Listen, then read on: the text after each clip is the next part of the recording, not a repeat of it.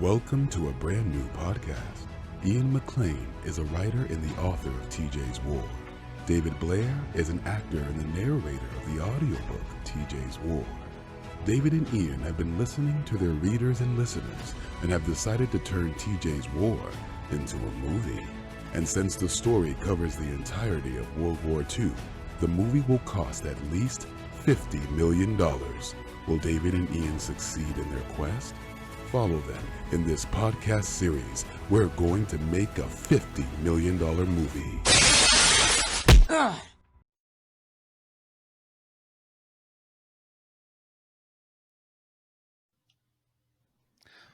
Welcome to another episode of We're Going to Make a $50 million movie or TV series, the podcast where we take you on an open journey from the pages of a gripping World War II novel to the big screen or TV series. So whether you're an aspiring filmmaker yourself, a World War II history buff, or just someone who loves a good story, this show is for you.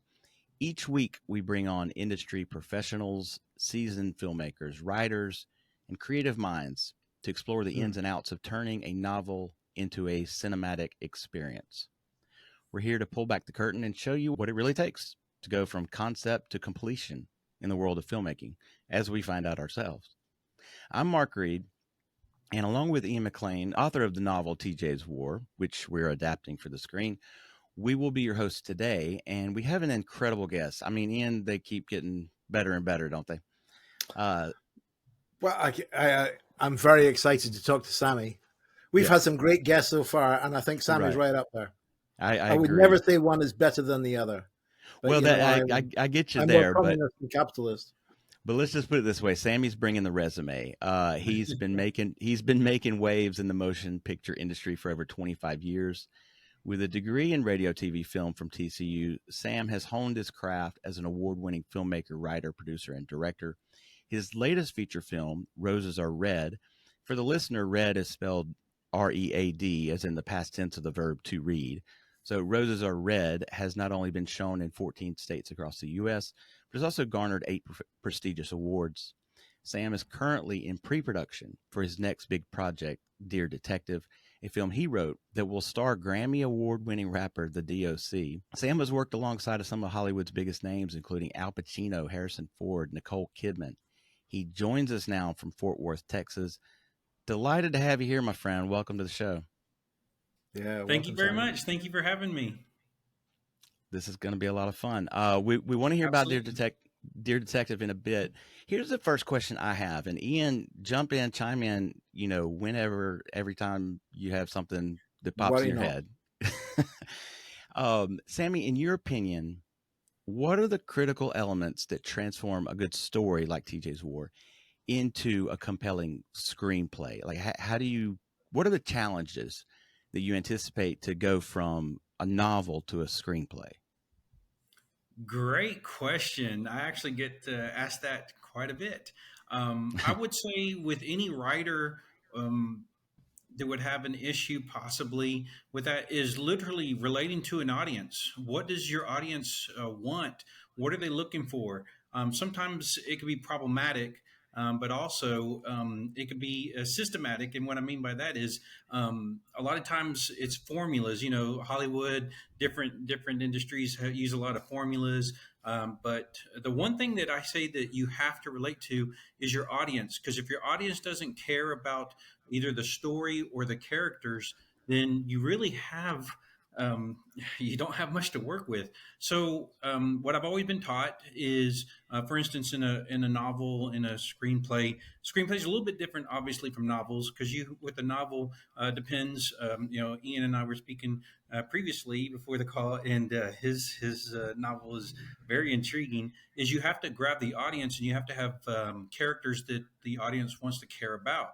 And so with a screenplay, like if you want to say screenplay into a movie, you have to grab the audience within the first 10 to 15 minutes.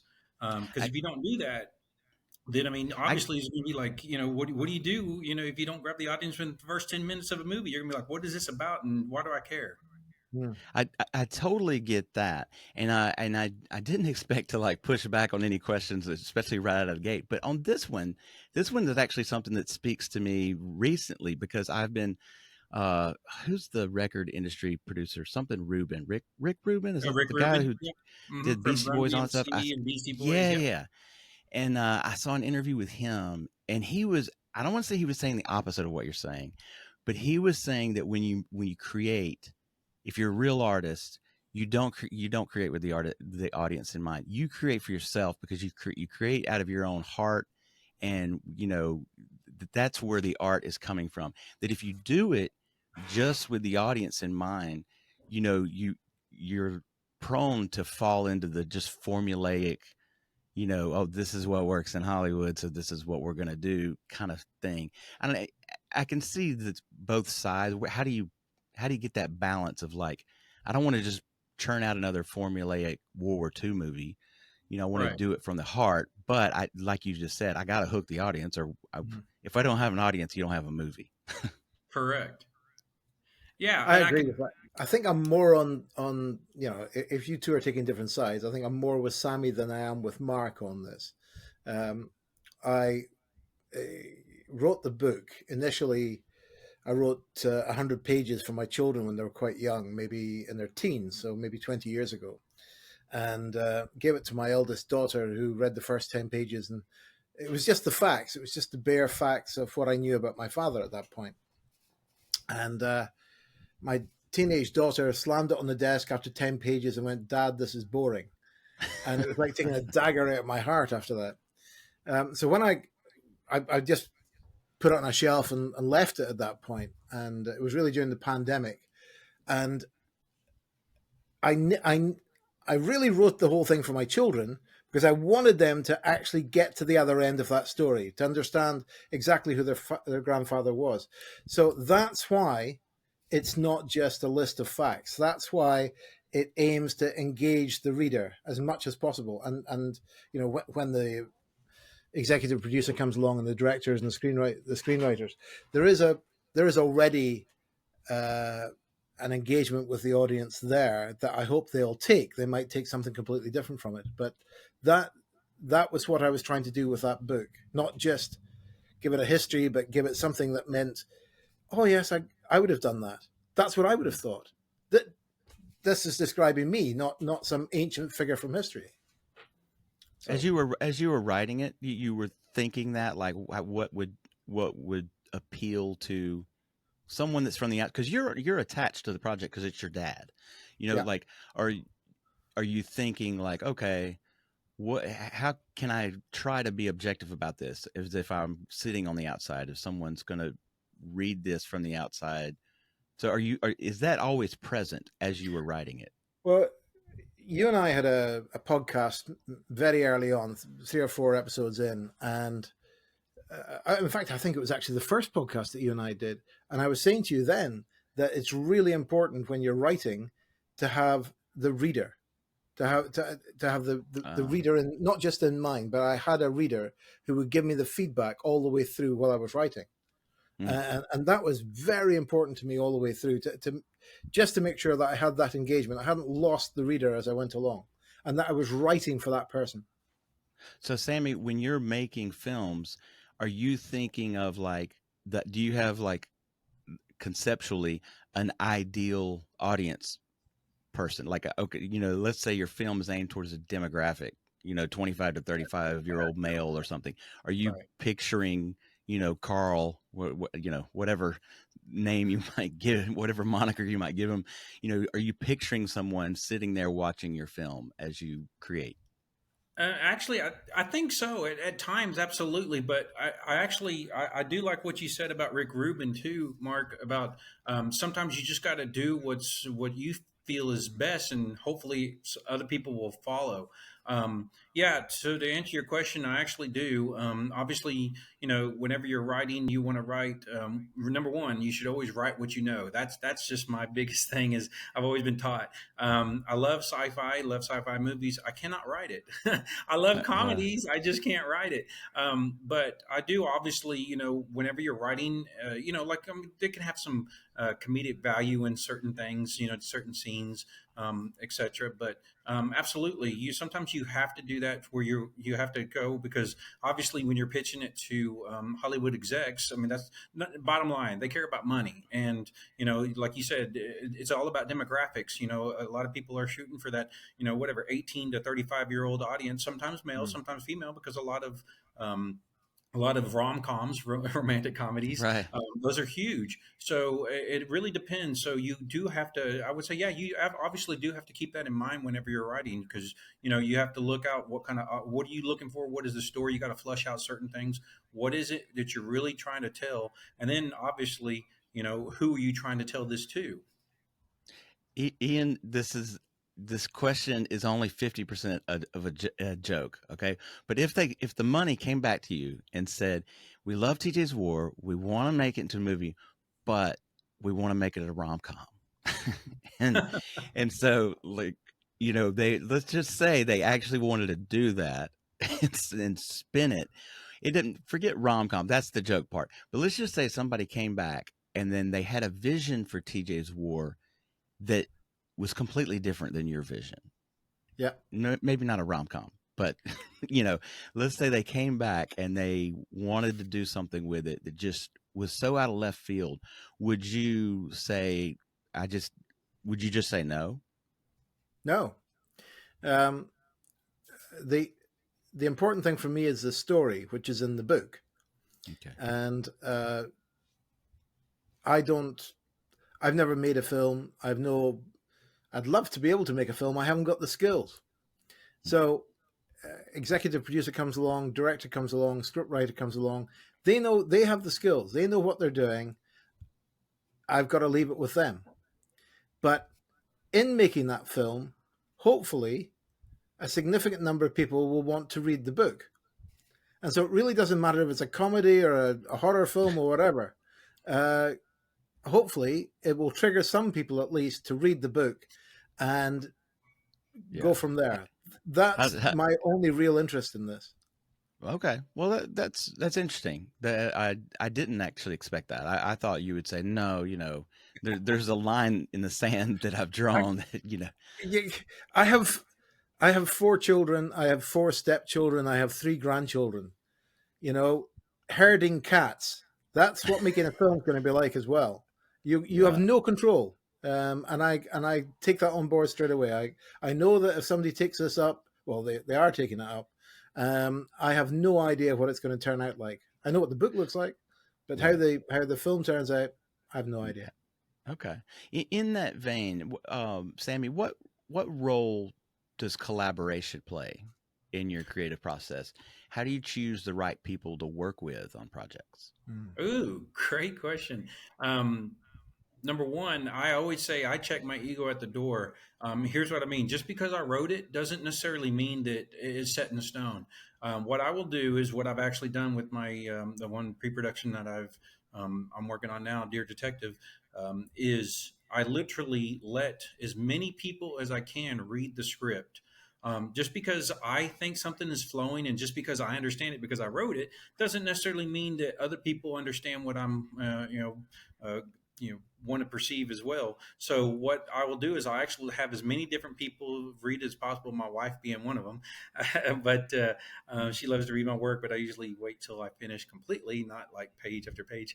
But I usually do, and then what I'll do is after I actually ask other professionals who script doctors is really what they are to read it. What I will do is believe it or not, when we go into pre-production before we have rehearsals, obviously the actors that I choose, actors and actresses I choose, they will read it as well. And then I've actually before table readings even say, I will say make notes, because really want them to get into character. So if whatever, a character named Susan, you know, Susan, this particular character, this actress doesn't feel as though Susan's going to say this line, or she doesn't particularly wouldn't react at a certain way. I want the actor or actress to feel comfortable enough to say, "Hey, Sam, I don't think she would actually say this. Here's what she would say." I can't tell you how, I mean, to this day, it brings a smile to my face, because to me, that shows that the actor or actress that took the time to develop that character really is developing that character. Because I'm not one of those, directors that says, "Oh no, do it my way," or "This is the way I want it," or the writers that "I definitely want to do it, and my way is it, and my way is the highway." I actually have a lot of collaboration, because I think that in the end, the overall project will come out for the better. Yeah, Yeah. it's funny because you as you were describing that about an actor and actress, saying that to you, it harkened back to I was in a high school play, and we all know the book The Outsiders, the movie The Outsiders. Okay, so I played two-bit, which was Emilio Emilio Estevez's Estevez, yeah. character. Yeah, and there's a line in that play. I forgotten this years ago, but I had to say it, and the way I was playing the character, I mean, I was like method. I was like trying to be two-bit, before going on stage, and I remember like just hating that one line. And I was like, man, I wish they would just let me change that one line, because he wouldn't say that, Anyway, I get it. Yeah. Yeah. Yeah. Yeah. So you've been in the motion picture industry for 25 years. What have you seen change? How's the industry evolved? I mean, it's Good question. obviously drastically evolved in terms of like streaming services versus, going to the theater these days. What changes have you had to make to adapt as a filmmaker? Actually, yeah. So, say the past, say 5 to 7 years, obviously with the streaming services, I think any filmmaker would be like, "Oh, I want my, movie, my film to be seen on the big screen." I mean, growing up, that's kind of what we've always known. Now, it's not necessarily, I think there was always, growing up in the 50s and 60s, ask any actor or people in the business, "Oh, if they were in the movies, they would never do television." Yeah. It's one of those things. But now it's almost everything is getting streamed, because obviously with the pandemic that happened a few years ago, that actually pushed streaming to a whole nother level. So now I don't think it's looked down upon for any kind of movies, TV shows, different projects that are on, shown on any kind of TV, streaming services, whether it's a tablet or anything else. So I don't necessarily think that's a bad thing. But what's changed, I think, was I think it's just people's mindset. At least mine in particular. I can only speak for myself. That I always dreamed of having my, it is very rewarding when you see your love for the art on the big screen. However, Yeah. say for instance, this next one, Dear Detective, gets put on one of the streaming services, Paramount or Netflix or Hulu, whatever. I will be just as happy, because at least my stuff is being shown, and I hope others do as well. Well, before we get to Dear Detective, TJ's War is a World War II novel with a strong love story component to it. And based on your experience, what are the essential ingredients for effectively translating such complex emotions onto the screen? How do you take a love story and a war story, and what would you do to put that into a movie? That's Are you kind of a talking to tough me? question. Yes, I am, Sammy. I'm sorry. Okay. Yeah, Ian doesn't know anything about movies, Yeah. man. We're No, we're no, talking. but it sounds to me a bit like explain E equals M2C squared or something. Hey, I come with the big questions, man. Come Yeah. on, you know that. Um, I would first have to read the novel, just from what Ian and I were speaking about. I understand a little bit about it, and obviously because it was his father. Ian and I had a great conversation, because I'm a historical buff. I was a film major and a history major, double major. So I actually love it. My grandfather was a Marine in World War II, and I told him that my grandfather was wounded in the Battle of Guadalcanal, which I think is the fourth worst battle in all of World War II. Oh, But to answer your question, if there is some kind of love story into that, or something about, okay, what type of love is it? Is it love for another person? Let's just say another female, or male and female, or is it love for his country? Is it love for his family? Love. Matter of fact, Ian and I were speaking about, sometimes my grandfather went through that too. We call it PTSD now, but however, it was called shell shock when we Yeah. were, when they were in World War II. So what I would say is, you have to actually, like I said, flesh out certain things, because what is the message you want to relay? Is it about love, or really is it about, other things? I mean, because there could be obviously different levels of love. And I'll wrap it up by saying, when Ian and I were talking, sometimes his father would become friends with somebody, another soldier, but sometimes he may be standoffish. And the reason why was because, unfortunately, sometimes when he became close to another soldier, just, like brothers do, when they're fighting in the war, you may not see him again the next day, because obviously, they were killed in action or whatever. So I can see how that could be, standoffish. But that can also be a love, to where that can be a story in itself. When he told me that, I was like, wow, that'd be a pretty decent story of actually, what soldiers unfortunately have to go through. Is sometimes they may feel standoffish, but they really do love somebody to where they don't want to necessarily get close to them, because unfortunately, a lot of times they may be killed in action. Yeah. Ian, Hmm. what is the bigger story? There's several storylines in TJ's War. What's the bigger one here? The anti-war message, like war is stupid, let's not do that unless it's just an absolute necessity, or is it the love story? I know both, but what's the one, if you could convey one idea in the movie, what's the big idea? Um, it's it's probably a bit like a butterfly flaps its wings in Japan and we get a hurricane in the UK. It's the impact down through the generations of people going to war, because it doesn't stop with those who either are killed and their families, or those who survive and their families. It doesn't stop there. It gets Yeah. passed on through waves to the next generation.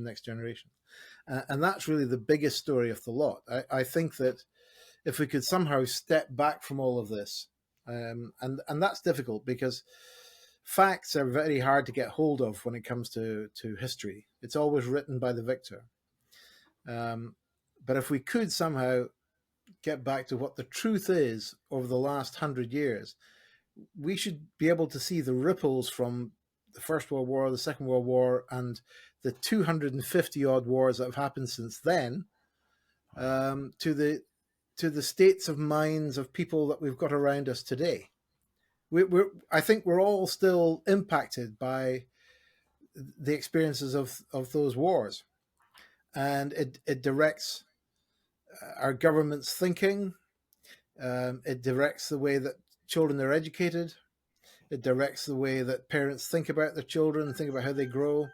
Every aspect of our lives is affected by this communal madness that seems to hit parts of our world from time to time. And I don't understand that. I don't understand how we allow very small number of people, very often just individuals who manage to influence a small group of others, to Yeah. to create movements that decide violence is the answer. I don't understand that. So It, I leave that as an open question in the book. Um, the arcs around that are all from what actually happened, and where it's the non-fiction of that, or where it's the fictional aspect of that, is trying to get the reader to understand why people might have thought these whatever they think. So it's creating these emotional situations that people are in, and how they then react to those situations, and getting the I reader think, to understand that. yeah, I think it's an amazingly salient, important point to make, because I think, world leaders are making decisions and they're just looking at the numbers. Okay, how many casualties are we going to have if we go into this particular, uh, area of aggression or whatever, not considering the trickle down effects of war, the repercussions that last generations. Yes. And, you know, I can speak to that. Probably everybody can speak to that to some extent.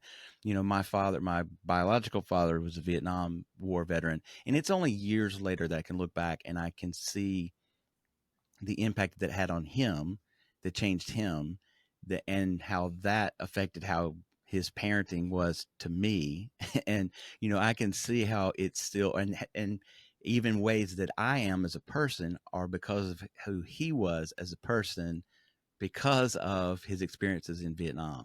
And I mean, he was in, you know, he was in the shit, so to speak. So it did affect him personally. Yeah. To find out more about the book, visit tjswar.com, and to buy it, click on the Amazon link below. To accompany us on our journey, please subscribe to this podcast, because we're going to make a $50 million movie.